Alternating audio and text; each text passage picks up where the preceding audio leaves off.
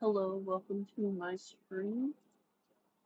Today we're going to be playing a game called A Little Inconvenience by, hold on, I'm finding you, HusbandoGoddess on h.io. Uh, I will link that when I post this as a YouTube video.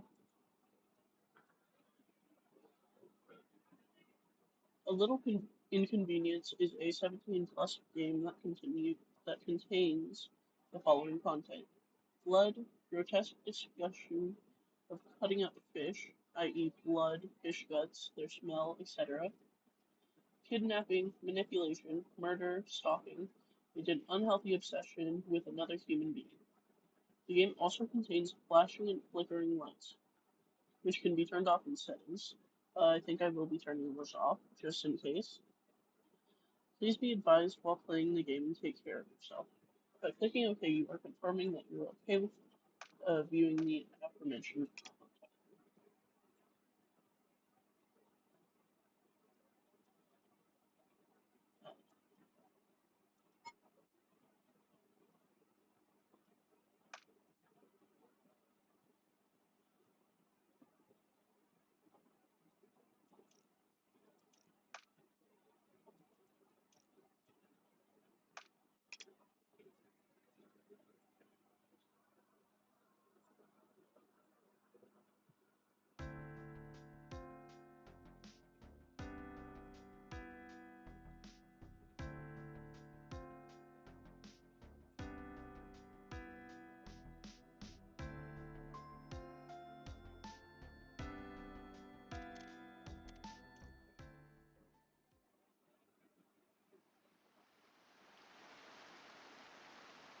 Love always begins with a flicker.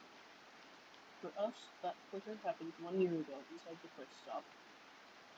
When I hurried out from my car to avoid the transient doubt and pour inside. I had a long, mundane day at the fish market, picking out the fish from that would strip me, cutting and cleaning them while their blood index got on me, dealing with pesky customers. The place used to smell rancid. The customers used to be kind and warm. But slowly, all of that disappeared. It felt like I walked into a space of nothingness, operating on instinct until I got home and did the same there. Even the euphoric feeling of cutting open the fish and seeing their blood slowly seep out into the white cutting board dulled on me. Ugh. Everything in my life up to that point that used to make me feel something became nothing. That was, until I heard that angelic voice of yours. Welcome on in. What should have just what should have been just an in and out visit to the convenience store to grab some cheap beer became a spark that restarted my heart. How pretty. I looked up and saw you, a shining ray of light in a boring world of gray. You were looking up from your phone, as if my presence averred you. I saw your eyebrow quirk ever so slightly. That's when I realized we'd been staring at each other for far too long. But could you blame me? Your face was enchanting. It seemed like God had put all his time into creating the perfect person. Your beautiful brown eyes and your soft, round face with adorably pinchable cheeks, enhanced by the perfect touches of makeup that help bring out your beauty inside and out. Turning my head forward, I walked, not rushed, over to the fillers and picked out a random 19-ounce beer can. I grabbed some snacks on the way to the register, some sugary candy and a bag of chips. I wonder what you thought of me when I came up to you with my random assortment of goods. Hopefully nothing too awful. That's when I took notice of your scratched up name tag, written in a faded black marker was your name.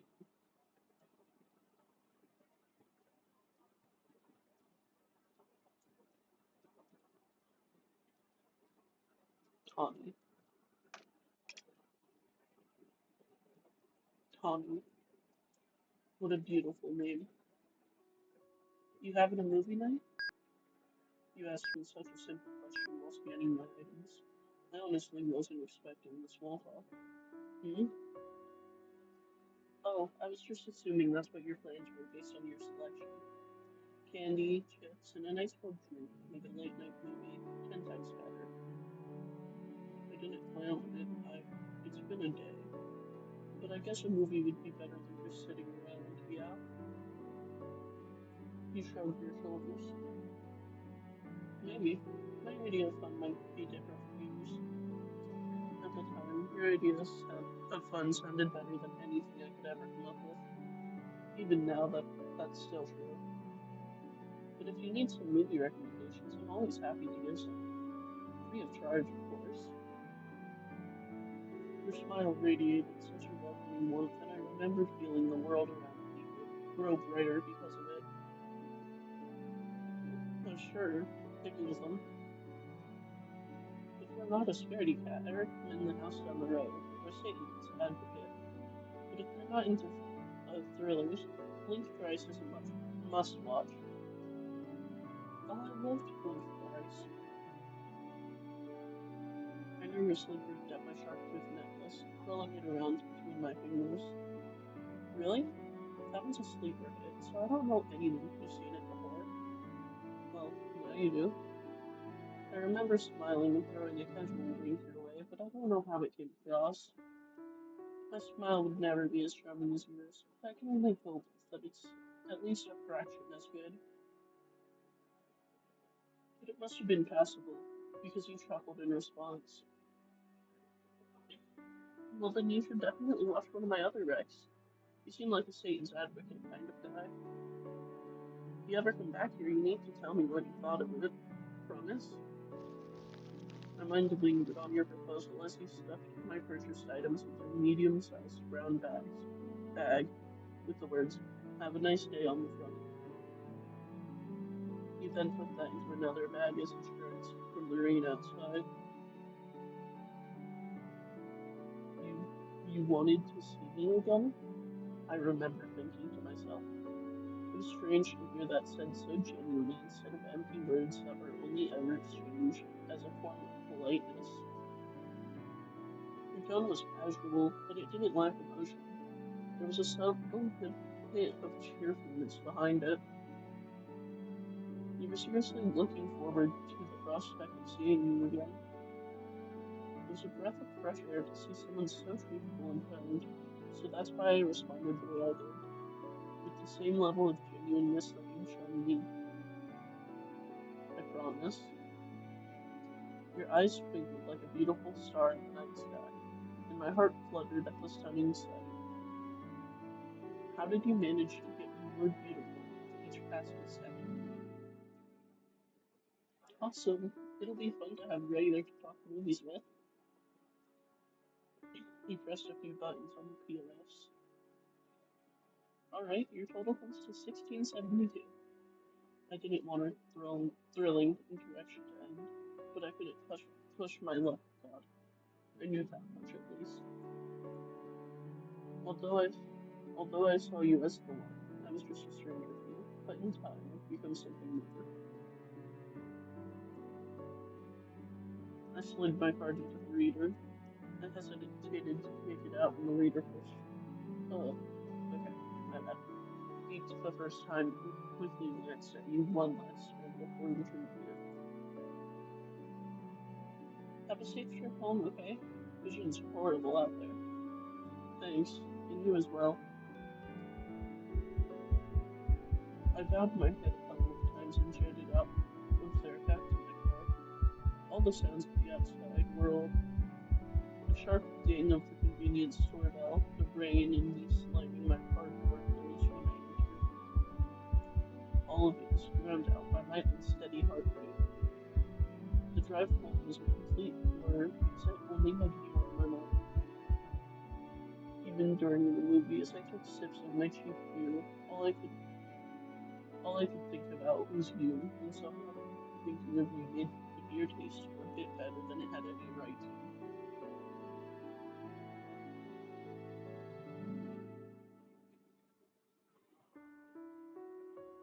As I got ready for bed, I turned to the counter where the extra brown paper bag stood, completely safe from the rain. That extra insurance you gave me, you didn't need to do that, but you did. You thought of my well-being at the moment. You wanted to make life easier for me.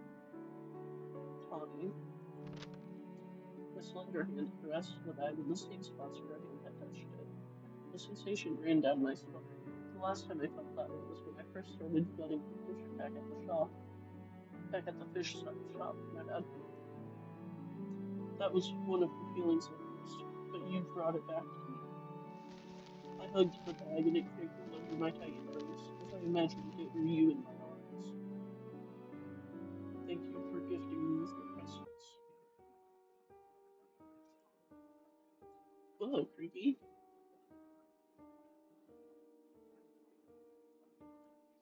As a thank you, I'll become something you treasure eternally.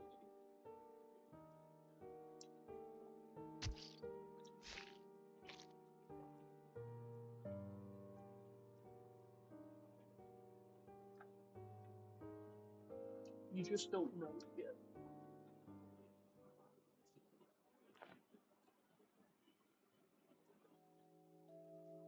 1 year later, Tawny's POV.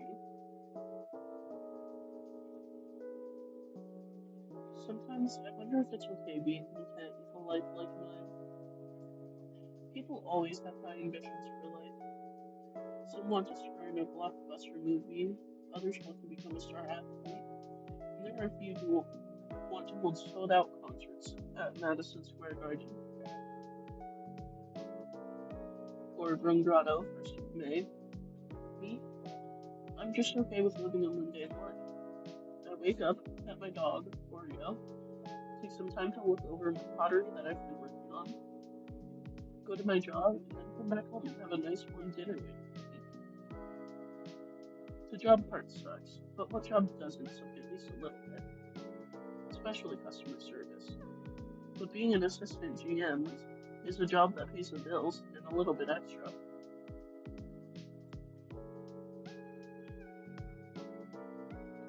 A happy life with a job that pays enough and gives me enough time to just breathe so I can do my own little adventures. It's not to love about a life like that,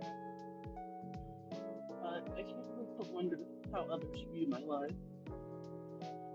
Not that I care what they have to say.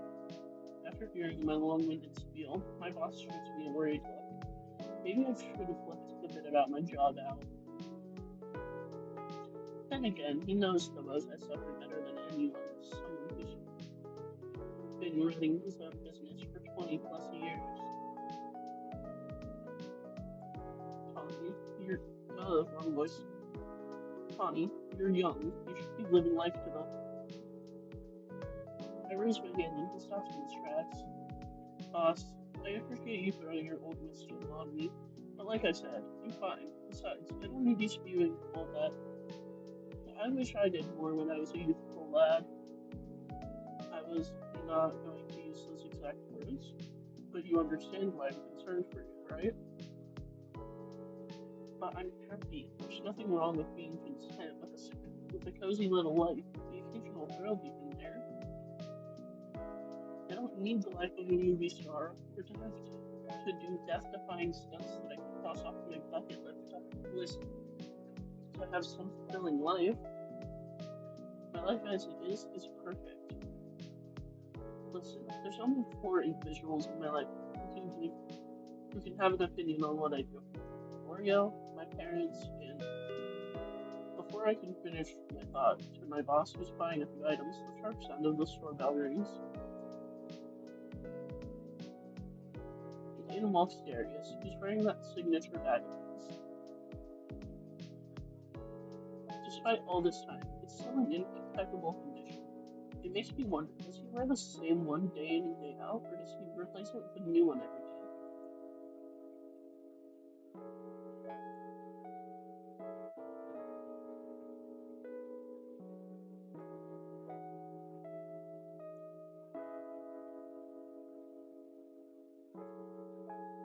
Sorry about that.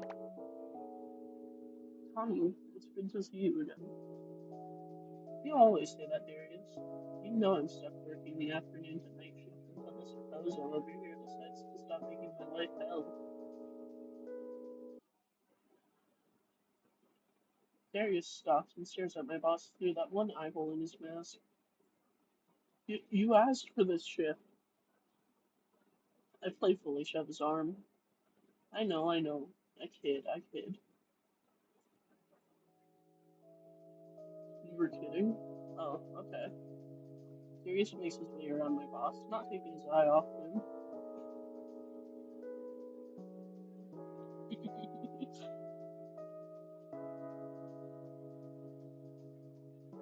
It's a goofy little frowny face.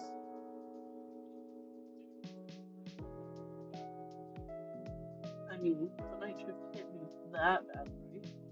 Plus, if you change shifts, you want to get to see your favorite customer ever again. In A Little Inconvenience, your choices can impact Tawny and Darius's relationship, as well as his behavior. Your decisions will also affect various scenes and will determine which ending you pick. Oh, there's multiple endings. Okay. Be mindful of how you respond, because it could mean life or death for multiple characters. Oh, okay.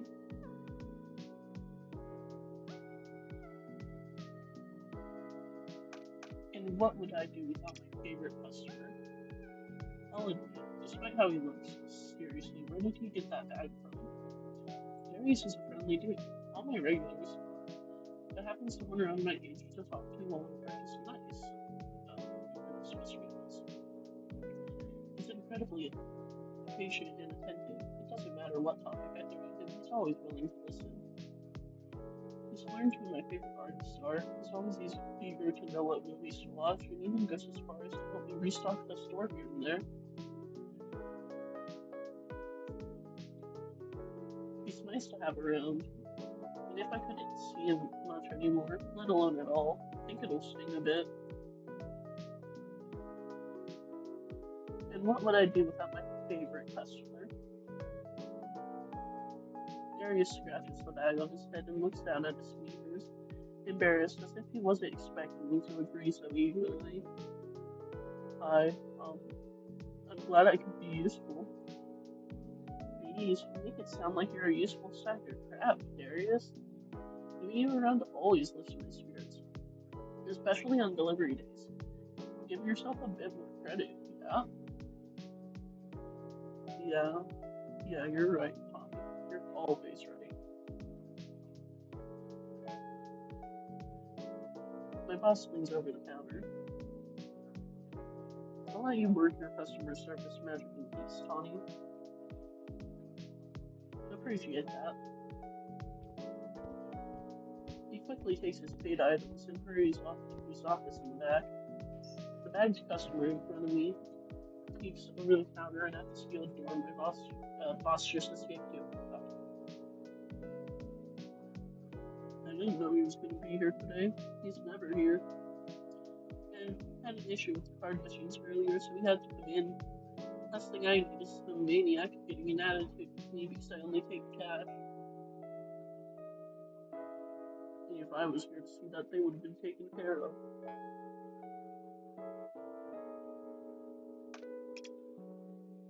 Really now? You can handle all the big, scary guys that can walk in here? You'd be surprised at what I can do, Tommy. Perhaps there's more to him than meets the eyes. I admit, my interest is piqued. Would be neat to see it in action. But I wouldn't pay to see that. Well, I'm glad my favorite customer doubles as a bodyguard. Anything for my favorite cashier, who provides me free snacks on the regular. And if you protect me, you can see more of that coming your way. I shoot him a playful wink. Oh, that reminds me, I need to go get some. Work was so busy today I couldn't even take my lunch break. Well, that's illegal. You sure you don't want something more filling instead? We have sandwiches, wings, and hot dogs.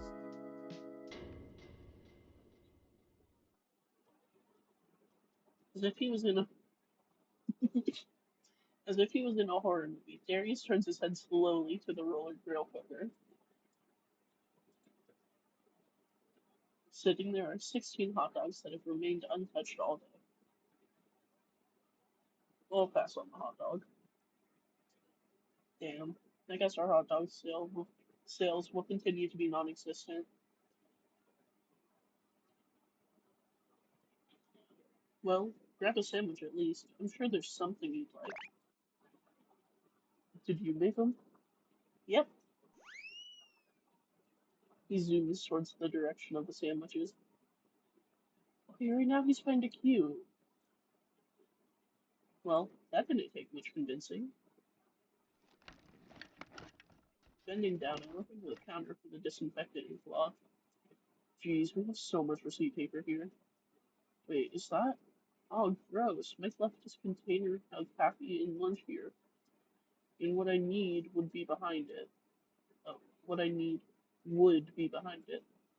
I push it aside and hastily grab the disinfectant in mangled, God, sorry, in mangled yellow cloth. He's so going to hear about this. God, I don't have another voice. Dude, Jesus Christ! Out of instinct, I tossed the bottle and cloth at the man who probably took 5 years off my life. Despite the bottle almost colliding with his face, he's laughing his ass off, as if someone just threw pie at my face. You should have seen your face. Tristan, what the fuck? You almost made me piss myself. Consider that payback for scaring me last week right after I got out of the shower. Oh, come on, you were both laughing about it afterwards. Ah, but that's where you made your mistake. You thought you were safe. Little did you know, I was devising a plan to get you back. You sneaky little devil. You know I'm gonna get you back, right? And thus our little game of payback will continue for all eternity, until we're on our deathbeds. And then we'll break each other in the afterlife where everyone else will get sick of our shit. I'm sure they'll forgive us. After all, we'll be the sexiest couple in the afterlife. Or hottest, depending on where we end up. If you can stay mad at us.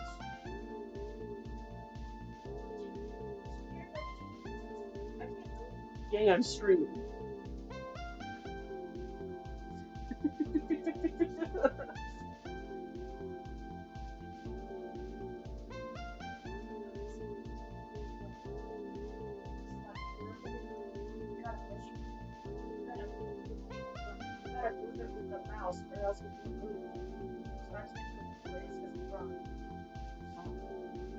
My bad, gang. Explain that to the teacher. Explain that to the teacher. How are you gonna have a computer, please?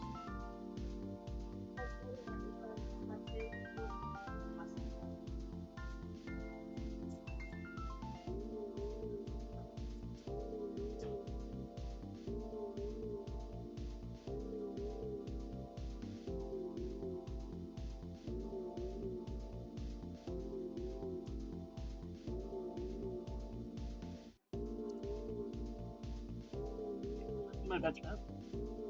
I'm sure they'll forgive us. After all, we'll be the sexiest couple in the afterlife. Or hottest, depending on where we end up. And who can stay mad at the super sexy hot people? I said that. No one. I can't help but chuckle at our make-believe scenario. Imagine us, in heaven or hell, annoying the ever-loving crap out of our fellow angels or sinners. You're such a goober.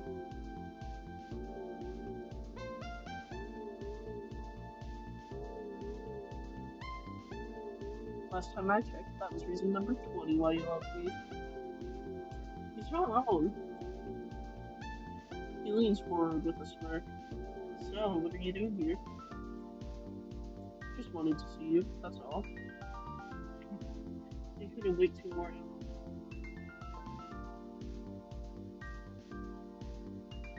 Okay, I'm still streaming.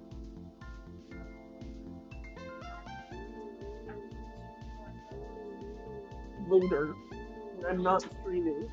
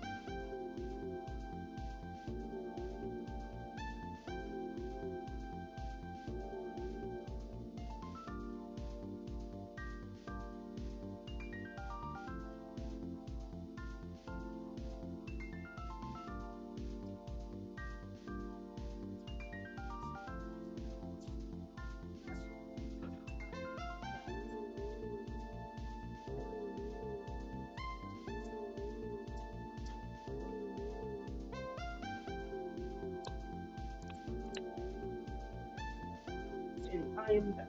I'm so sorry.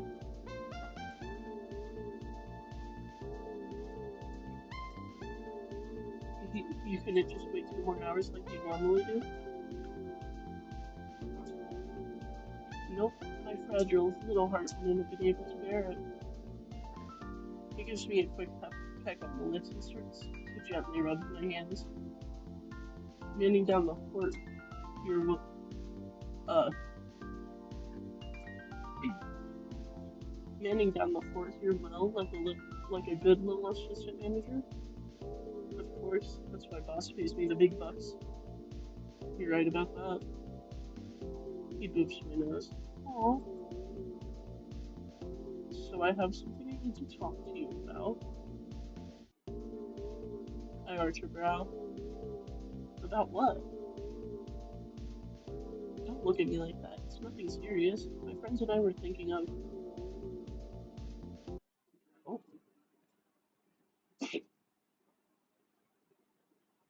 Oh, excuse me. A loud, annoyed cough comes from behind Tristan that makes me jump. Shit.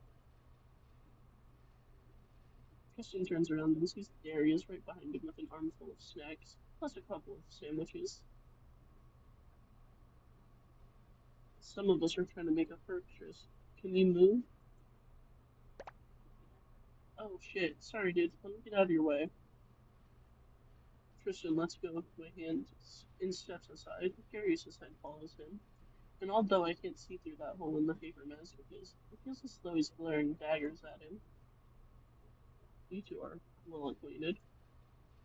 His sword is pointed and cold. Was he put off by our PA? As much as I love Tristan, he does tend to go a bit far with the affection, even when I'm at work. Sorry about that, Darius. Tristan, this is one of my regulars, Darius. Darius, this is my boyfriend, Tristan. Oh, so you're the infamous Darius that Connie's been telling me about.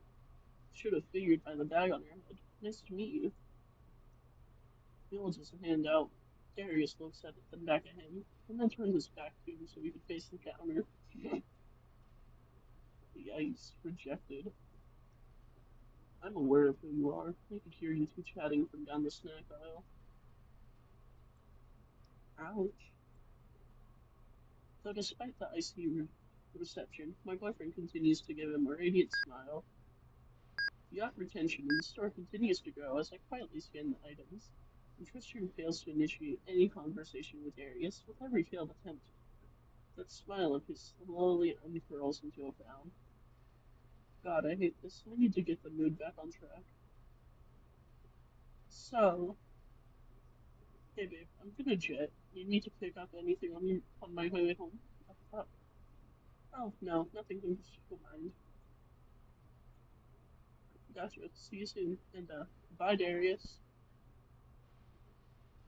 He gives him one playful pat on the back, like they're the best of friends. It was nice meeting you. Darius doesn't respond to either his gesture or his enthusiastic-ish remark. My boyfriend takes that as his cue to leave. He gives me one last wave before walking out.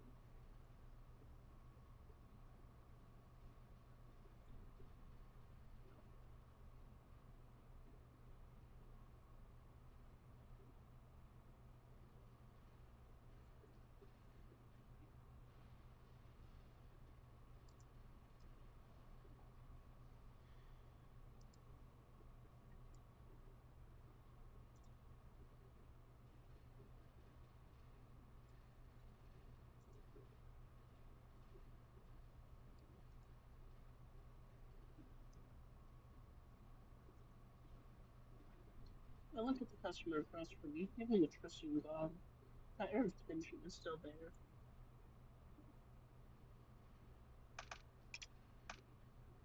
What should I talk about? Uh, I don't think I was supposed to read that part. Do you remember that ceramics project I was telling you about? He lifts up his head. He lifts his head up.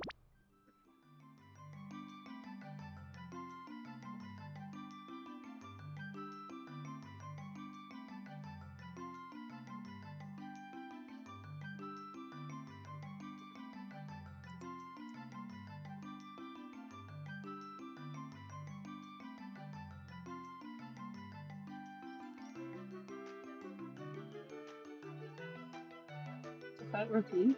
How could I forget? Still remember laughing at it when you showed me the picture of you working on it last week. Wow, what a complete 180. Note to self. Darius also loves raccoons. Whether or not they need to be chunky is to be determined. Hmm. Oh, fuck.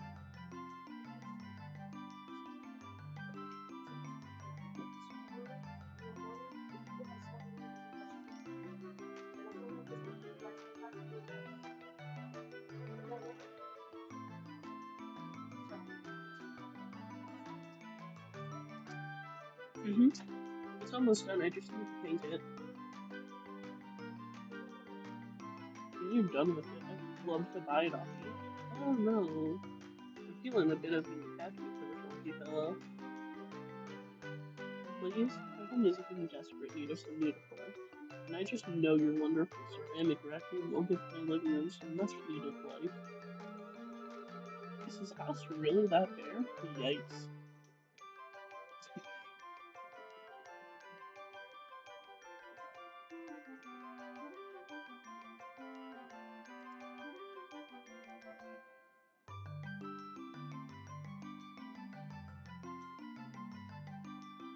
I give Darius a good look over, wondering what lies beneath that mask of his. Perhaps the cutest pair of puppy eyes the world has never seen. Those voice does do a good enough job to pull at my heartstrings. I mean, I can always make another. Okay, so long as you'll give him a good hug. He looks so devious. I know it's supposed to be a smile, but he looks so fucking devious.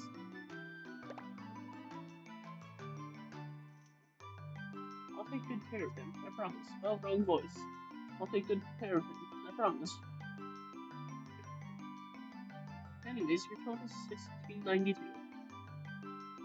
Darius pulls a crisp 20 out of his wallet. You can keep the change. Consider it my down payment for the raccoon. You're gonna need more than that if you want to secure that raccoon. He pulls out another 20. I was just joking. This is fine. don't know if I should find it charming or alarming that he was willing to throw money at me like this. Oh, Uber? Okay. He thankfully puts his wallet back into his pocket. He grabs his bag of stuff and gives me a small wave. Have a good have a good rest of your shift, Connie. Thanks. And you have a safe drive home.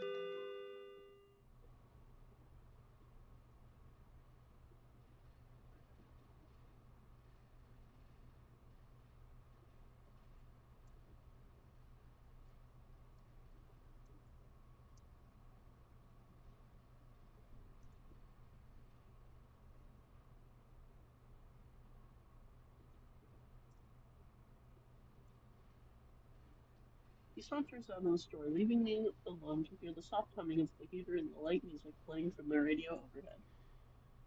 Well, I have a few more things I need to get done before my shift's over. In a couple of hours, then I'm free to do whatever I want. Well, within reason, of course. Boss is here, probably monitoring the cameras while he has his feet kicked up on his overcrowded desk.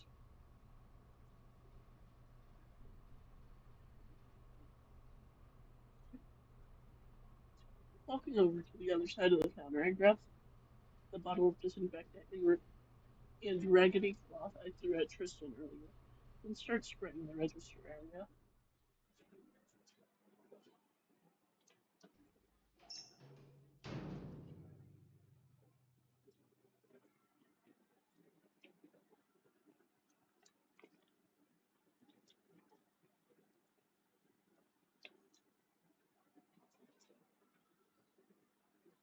Okay, just need to refill the chip section and I'll be golden.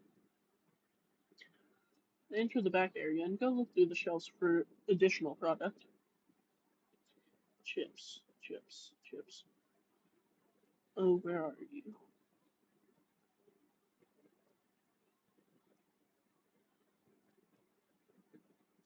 My precious money-making chips. I mumble it over and over again to myself as I pass by each open box. And here they are. Getting on my tippy toes, I reach for the box. Before I can grab them, the lights have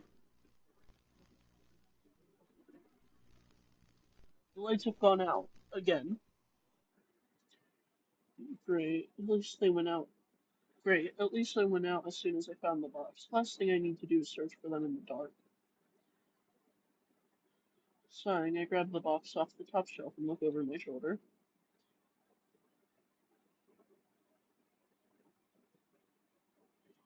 Boss, are these lights ever gonna get fixed? It feels like I'm in a horror movie and I'm the unsuspecting store clerk who's gonna get chopped up by the killer the moment I turn the corner. My voice travels down the hall to my boss's office. He rolls his office chair to the doorway and throws up his hands. Hey, it's not my fault. Blame the higher ups for taking their sweet time approving their paperwork to get the electric guys to come in. If I were in their fancy schmancy leather clothes making bank doing absolutely nothing, I might act the same way. Why bother lifting a finger when you don't get paid to do that? You, you wouldn't do the right thing if you were in their shoes. And I thought I knew you. I can't make that noise. That goes to show you, Tommy. You never truly know a person. Foreshadow? Oh, here we go with the wise man knowledge. Let me get out of here before he starts spouting proverbs.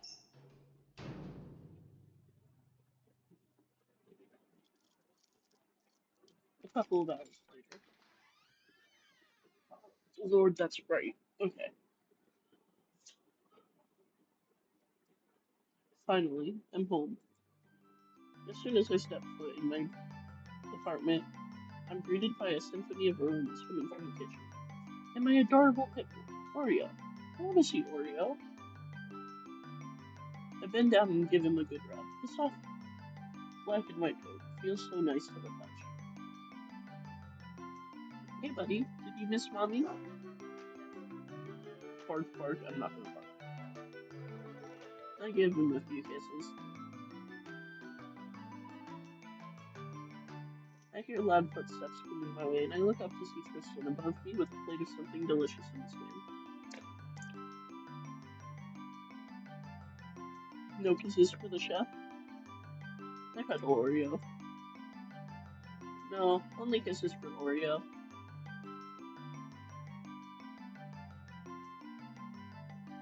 I give my fluffy child one last kiss, and he responds with 1,000 of his own.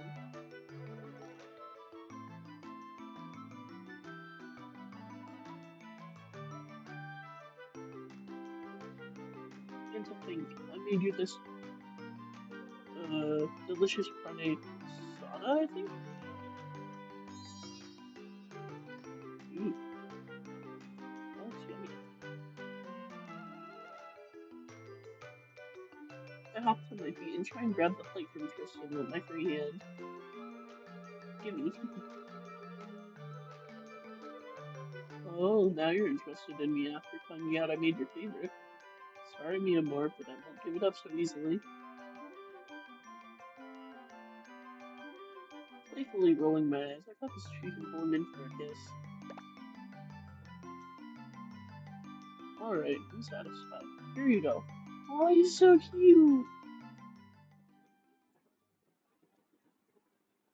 He puts the plate down on the coffee table and fetches me a spoon. He takes a seat and I lay up against him before grabbing my meal. Oreo lays at the edge of the couch, eyeing my phenomenal stew.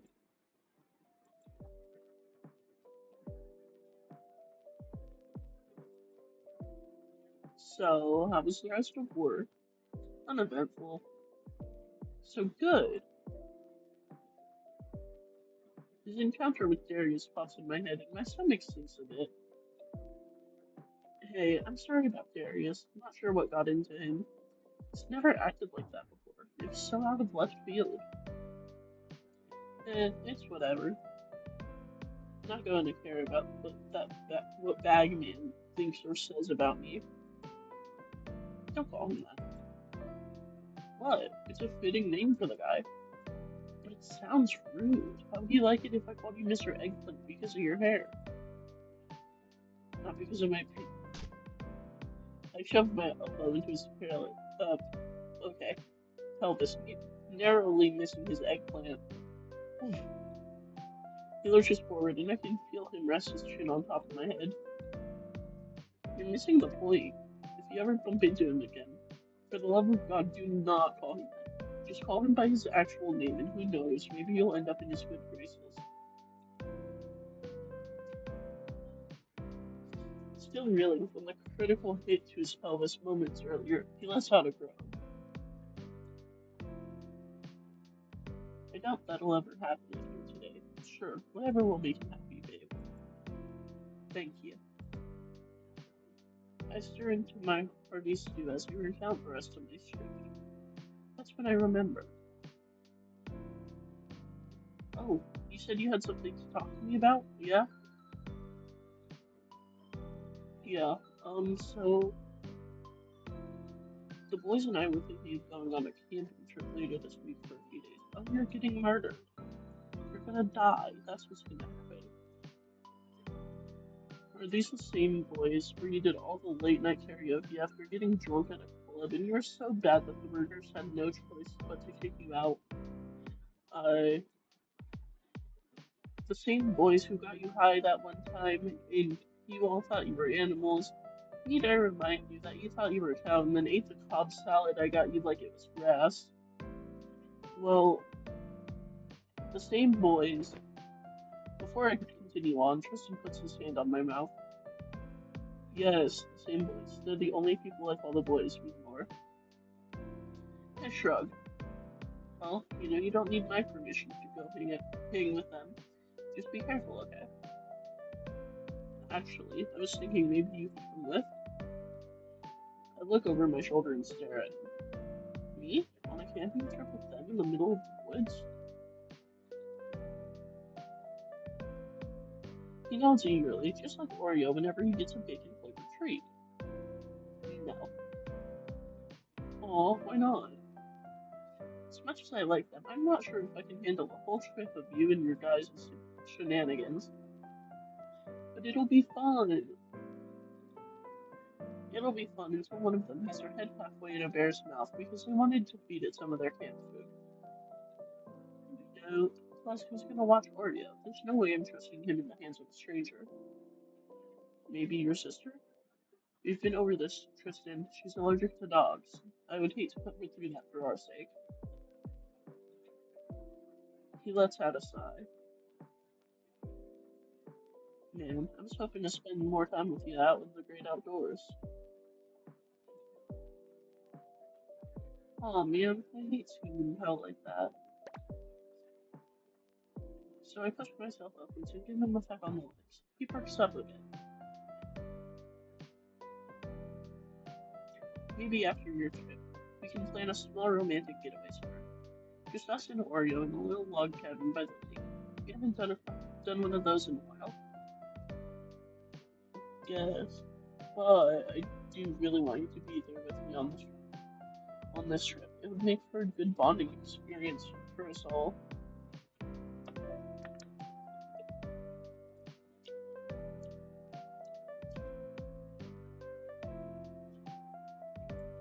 Plus, if you had a fourth, that would make it nice and even. You wouldn't have to worry about someone sleeping by themselves.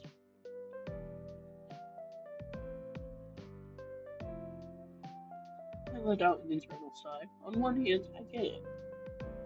Who wouldn't want their girlfriend to be best buds with their friends?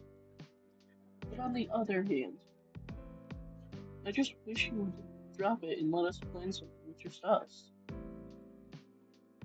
Sorry, but it's still a no, Tristan. I'm sure you'll find someone else to fill that empty spot and join that sausage fest of yours. Okay. We chatted a bit more about the upcoming trip and where it'll be at.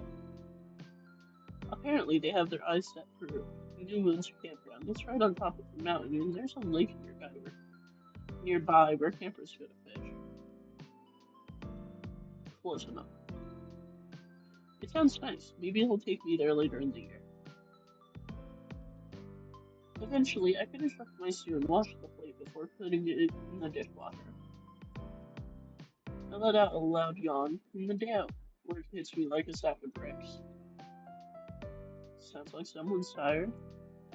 He pulls me towards the bedroom. Come on, I'll tuck you in. I'll even let you be the little spoon this time. Oh, me, the little spoon? How considerate of you.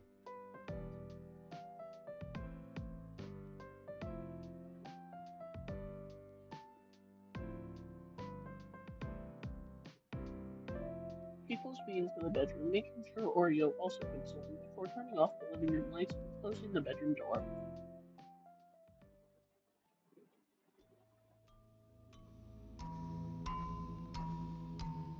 Oh, I thought that was the bedroom for a second. Okay. Darius's POV. I hate him. I hate him. I hate him. Jesus Christ.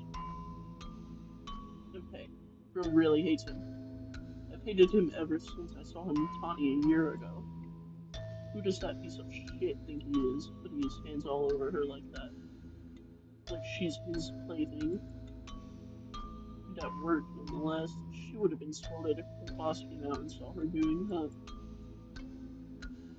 He's such an God, inconsiderate piece of shit. And him smiling at me like it's okay. Like it's okay for him to be with someone like her. What did he do to convince her that he was worthy of her love? I slammed my hand down on the wooden desk. It shakes along with my box cover from work. It doesn't make any sense. I've done so much for her. I keep her company at work. I make sure she's okay when she's driving home at night.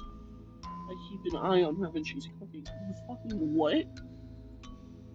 And for what? For her to be cuddled up to some man who thinks he's better than me? It should be me who's making dinner for her every night. Why do you know that? I should be the one she's lying up against or sleeping under her blue comforter. You shouldn't know that. I should be the one she's telling everything to. I slammed my hand down on my desk again, and I feel bits of my skin scraped from the impact. I won't lose the most precious gift life has ever given me to a bottom feeder. Oh, I glance at my green box cutter, sitting a few inches away. It's been attached to my head ever since I started working at the fish market. You never know. You might need to cut something open. Oh, okay. Thing.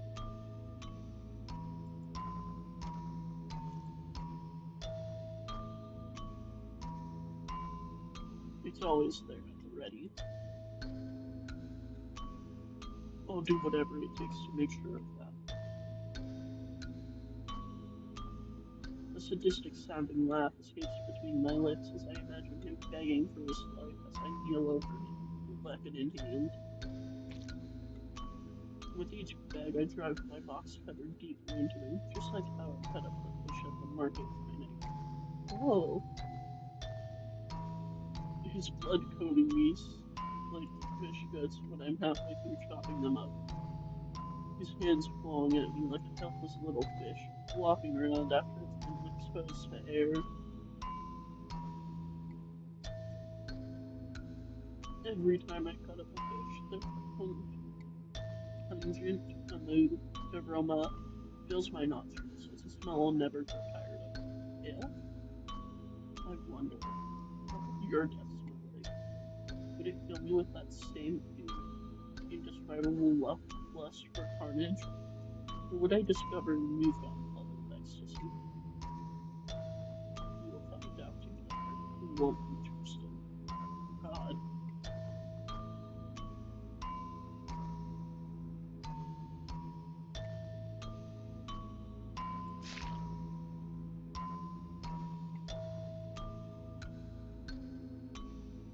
Oh no, that was just a demo? Oh, that's so sad. Okay, well, I guess that's the end of stream for today. Hope you enjoyed.